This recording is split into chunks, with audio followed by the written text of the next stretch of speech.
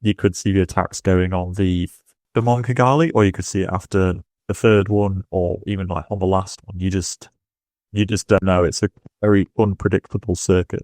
Yeah, that's very true. But I mean, thank you for that, Patrick. We might as well get on to the favorites. Where better to start than Mr. Rainbow Jersey himself this year, and that is, of course, Tadej Pogačar, and has had an exceptional stint in that jersey, winning 3 monuments, if I can recall correctly, in the jersey, winning Il Lombardia last year, Tour of Flanders, and Liège-Bastogne-Liège, and winning the Tour de France, of course, the first Tour world champion to do that in a very long time. Yeah, what do you make of his chances? It looks like Primož Roglič is here again, like he was in Zurich. Was used a bit for the lineup of the attack, and then, for 100 kilometers didn't do anything for his team because he was out in front. But how do you see his chances on this course?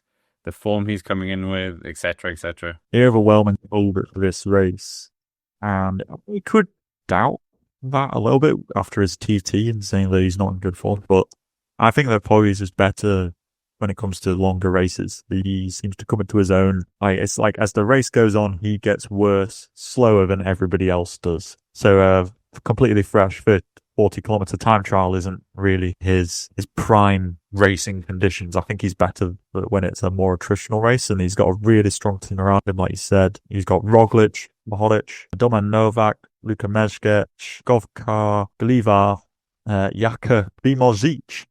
It's like kind of, I don't know, Primož Roglič is long lost cousin or something like that. And Matic. So I think, you get seeing Novak, Roglič probably going further into the race, I expect, but Poggy's sort of a one-man army. He could really do anything he wants to. We saw Pogačar go into the Canadian races where he came second to McNulty in Montreal, but you could say that he sort of gifted the win to McNulty. In Quebec, he was very active. He was forming a lot of moves. He was attacking a lot, being incredibly aggressive, but the results weren't like spectacular, but I think they were just mainly for the preparation for the World Championships. Yes, the TT didn't go particularly well in comparison to what we were expecting, but at the end of the day, Pogačar is very much built for this. It's got loads of climbing. He does very well over races which have like 5,000 plus meters of climbing. He can do cobbles. He's pretty much the whole package, and with a whole team around him, I expect no sort of weird co-leadership. I think that Pogačar is pretty easily the favourite. Yeah, I think you're right. I think Primož, he even went out and said when they're on the national team, there is no rivalry. I mean, what rivalry? Roglič, come on, we all saw the Tour. Well, the only worrying thing is the back end of that Tour de France, he looked on his knees, but so did everyone else. And the Montreal, like, you would have thought Mr. Cannibal 2.0 would have destroyed both races because he still haven't won that double, and there hasn't been that much racing. That's the only, like, yeah, maybe he's also had too much cake after his birthday, who knows. But yeah, I think if he turns up like Tour of Flanders, like last year's World Championships, if he's feeling anywhere near that, I can't see anyone doing anything. He has the fastest kick. We've seen it. Like, this year has demonstrated his versatility just in the classics. When you think about it, was able to be up there punching with a specialist like Remco Evenepoel, who is a real classics rider, so is Pogačar. And then he wins Tour of Flanders comfortably on these hilly cobble climbs. And then even on the punchiest finish in Flèche Wallonne, he absolutely decimates everyone. So I just think, just in his classics form alone, and this is a classics race, it's like you were saying with Remco so eloquently with the time trial, that he was very good at preparing for these one-shot time trial efforts, and that's very different to a Grand Tour. So is this. This is a classics. He's one off, if not the best classics rider right now. He's certainly the best monument rider right now. He's done something that no other rider's done. Podiumed every single of the last monuments. So, I mean, Lombardia, if we count it from there, winning that. Milan-San Remo podium, Tour of Flanders win, Paris-Roubaix second place in his first race, and then winning Liège-Bastogne-Liège. No other rider has done that in a long time. So whatever you throw at him, he is the best monument rider, and I can't see anyone, if he's on form, no chance. I agree with you that there's that small part of me which looked at those Canadian races and I thought a Pogačar in like top form. I mean, maybe he just wasn't in top form and it was all just about the preparation. But I feel that Pogačar in good form would have been up there fighting Alaphilippe for Quebec and, I know it was just a matter of maybe he just missed a move at that time, but and then there's also like in Montreal, I feel like he would have just blasted off and just nobody would have seen him again. And you can sort of say, oh, well, it's because he wanted to gift it to McNulty, but you could also say, is he just hiding behind that? Was he not feeling as good and it was kind of easier to play the I'm gifting it to my teammate card? Just playing devil's advocate for it. There's got to be some sort of discussion as to why Pogačar might not win this race. Yeah.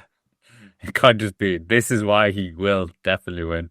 Yeah, otherwise there's no point in anybody else turning up. Yeah, I mean, it gives you a bit more intrigue for sure, like you said.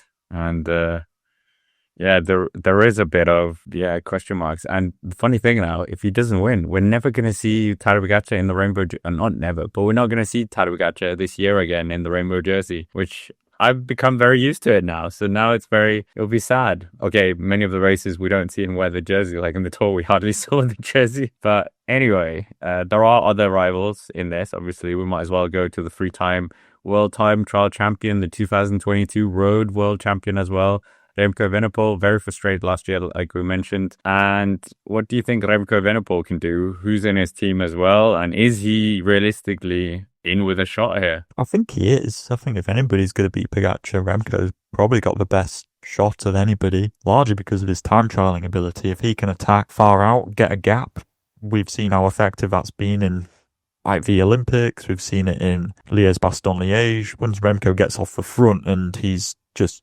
solo and you start to get that Group 2 dynamics, I think that Evenepoel's probably one of the hardest people in the world to bring back. So that's probably how I would see him winning this, is he has to get a gap on Pogačar and then mentally just sort of try and crack the opposition, because there he's just eking out seconds and seconds. So I think that that's probably Evenepoel's strength, but he might perhaps prefer a parcours where it's sort of hilly and then there's some flat, because then he can just settle into his time trial rhythm. It being kind of up and down all the time definitely favors more of a like staccato style, just like puncher.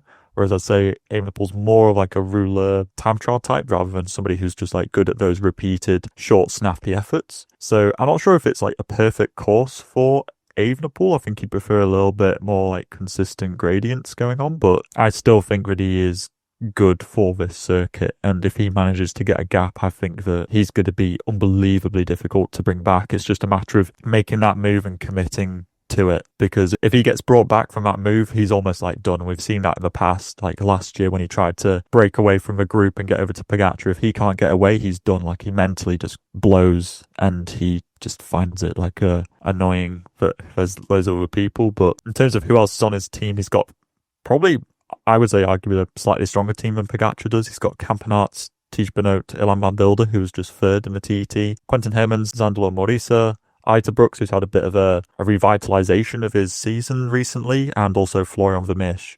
So I'd say it's more of a classics-orientated